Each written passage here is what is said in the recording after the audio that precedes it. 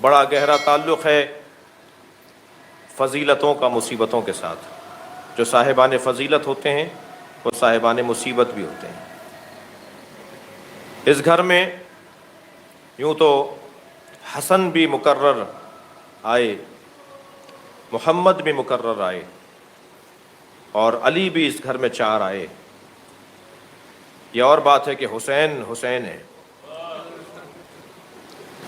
وہ جو علی اس گھر میں آئے ہیں وہ علی ابن ابی طالب ہوں، یا علی ابن الحسین ہوں، یا علی رضا ہوں، یا علی نقی ہوں۔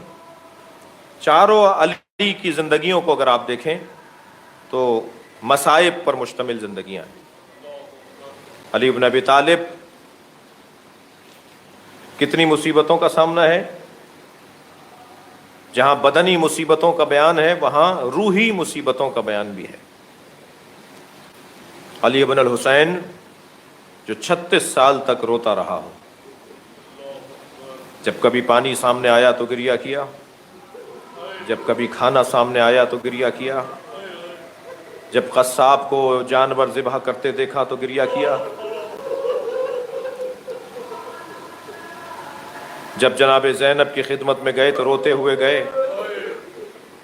وہ کون سا دن تھا جو امام زین العابدین کی زندگی میں گریے کے بغیر گزرا ہو، جس نے گریہ اوزاری میں اپنی زندگی مکمل کر دی ہو۔ علی ابن الحسین، علی ابن موسیٰ الرضا کیسے خراسان لے جایا گیا، کیسے غربت میں مارا گیا، غریب الغربا۔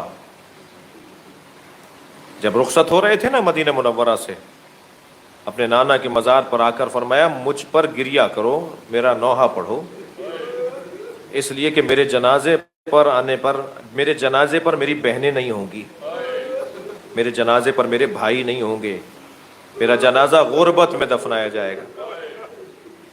جب 2 محرم کو دیبل خزائی نے مرثیہ سنایا نا، جب مرثیہ مکمل ہو گیا تو امام رضا نے فرمایا دیبل اس میں 2 مصرے اور بڑھا دو، اور وہ مصرے یہ بڑھاؤ، اے فاطمہ زہرا جب کربلا میں رو چکو تو خراسان میں اپنے غریب بیٹے کی قبر پہ بھی آ جاتا ہے۔ تو دیبل نے کہا مولا مجھے نہیں معلوم بی بی کے کون سے بیٹے کی قبر خراسان میں۔ فرمایا دیبل مجھ غریب کی قبر خراسان میں بنے گی تو میری دادی زہرا سے کہو کہ کربلا میں رو چکو تو پھر خراسان میں علی ابن موسیٰ الرضا کی قبر پہ آ جانا۔ عزادارو سنیں گے، جب دیبل نے یہ 2 مصرے بڑھائے نا، یہ مفہوم نظم کیا، تو کنیز پردہ ہٹا کر باہر آ گئی اور کہنے لگی دیبل خاموش ہو جاؤ، معصومہ قوم بے ہوش ہو گئی ہیں۔ حضرت معصومہ قوم سے برداشت نہیں ہو پایا کہ ان کے بھائی کی غربت میں شہادت کو بیان کیا جائے۔ میں بی بی معصومہ کو سلام کر کے کہوں گا، بی بی سلام ہو زینب کبریٰ پر، جو 70 قدم کے فاصلے سے، چند قدم کے فاصلے سے اپنے بھائی کو ذبح ہوتے ہوئے دیکھتی رہی، مگر اس بی بی کی زبان مبارک پر آپ کی طرح شکر کا کلمہ ہی جاری ہوا۔ اجرکم علی اللہ، اجرکم علی اللہ۔ امام علی نقی جن کا بستر مبارک ان کا کھینچا گیا، جن کے گھر کو آگ لگائی گئی، روایت کہتی ہے جب امام علی نقی کے گھر کو آگ لگائی گئی تو امام کبھی مشرق کی طرف دوڑتے تھے، جاتے تھے، کبھی مغرب کی طرف جاتے تھے، اور بس ایک ہی آواز لگا رہے تھے، میری بچیوں کو جلنے سے بچاؤ، میری بیٹیوں کو جلنے سے بچاؤ۔ اور پھر جب آگ بجھا دی گئی تو امام بہت دیر روتے رہے۔ ایک چاہنے والے نے پوچھا مولا سے تو حضرت نے فرمایا مجھے وہ منظر یاد آ گیا جب میرے جد علی ابن الحسین کبھی خیمے میں جلتے ہوئے خیموں میں بیویوں کو ایک خیمے سے دوسرے خیمے میں جاتے ہوئے دیکھتے تھے۔ اجرکم علی اللہ، اجرکم علی اللہ۔ عزادارو، آج ایام شہادت امیر المومنین کی دوسری مجلس ہے، اور امیر المومنین جو ولی خاص خدا، جو حجت الہیہ ہے، وہ مسجد کوفہ میں زخمی کر دیا گیا۔ میرے مولا نے مسجد کوفہ میں جب محراب سجدے کی حالت میں زخم کھایا، ابھی تلوار کا سر اقدس پہ لگنا تھا کہ ایک آواز فضا میں گونج رہی تھی، فزت ورب الکعبہ، رب کعبہ کی قسم علی کامیاب ہو گیا۔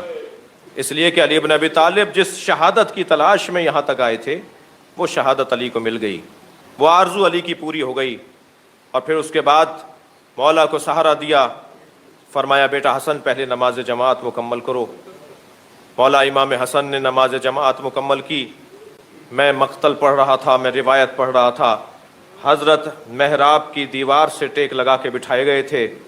جب امام حسن نماز پڑھا رہے تھے نا تو کبھی دائیں گرنے لگتے تھے اور پھر سنبھل جاتے تھے، کبھی بائیں گرنے لگتے تھے۔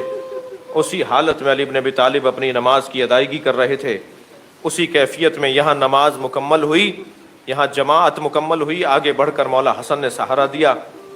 کیا دیکھا کہ امام حسن بابا کو سہارا دے کر اٹھانا چاہ رہے ہیں کہ فرمایا بیٹا حسن میں ان پیروں سے چل کے گھر کی طرف نہیں جاؤں گا، تم میرے لیے کوئی اور انتظام کرو۔ تو ایک گلم پھیلایا گیا، ایک چادر پھیلائی گئی، ایک قالین پھیلایا گیا، اس پہ مولا کو لٹایا گیا۔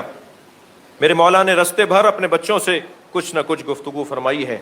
کبھی امام حسن کے چہرے کو دیکھ کر فرمایا بیٹا حسن اب یہ امت تمہارے حوالے ہے۔ امام حسن کی آنکھوں میں آنسو آ گئے۔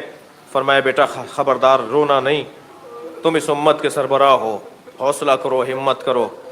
امام حسین کی طرف دیکھا تو آنکھوں میں آنسو تھے۔ حسین کا رونا تو ویسے ہی گوارا نہیں ہے۔ ایک مرتبہ فرمایا بیٹا حسین خبردار گریہ نہ کرو، بیٹا حسین جو اس طرح کی زندگی گزارتا ہے انہیں یہ دن دیکھنا پڑتے ہیں۔ پھر اچانک مولا عباس کی آنکھوں کی طرف نگاہ گئی، چہرے کی طرف نگاہ گئی تو حضرت عباس کو روتا ہوا دیکھا۔ پھر حوصلہ دیا بیٹا عباس گریہ نہ کرو۔ محمد حنفیہ خبردار آنکھوں میں آنسو نہ آ جائیں۔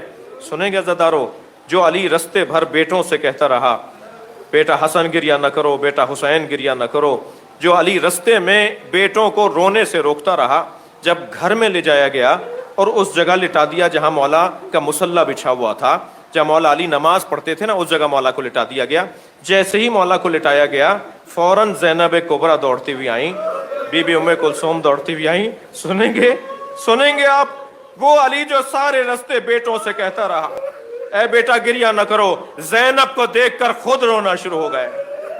علی کی آنکھوں سے آنسو جاری شروع ہو گئے، آنسو جاری ہونے لگے۔ زینب کے سر کو اپنے سینے پہ رکھ لیا۔ بہت دیر تک علی گریہ کرتے رہے، اے میری زینب خوب پہچانو یہ کوفہ ہے، یہاں پھر تمہیں آنا ہے، یہی بازار ہوں گے، تمہارے سر پہ چادر نہ ہوگی۔ الا لعنت اللہ علی قوم الظالمین فسيعلم الذين ظلموا أي منقلب ينقلبون۔ یا اللہ ان آوازوں پر رحمت نازل فرما۔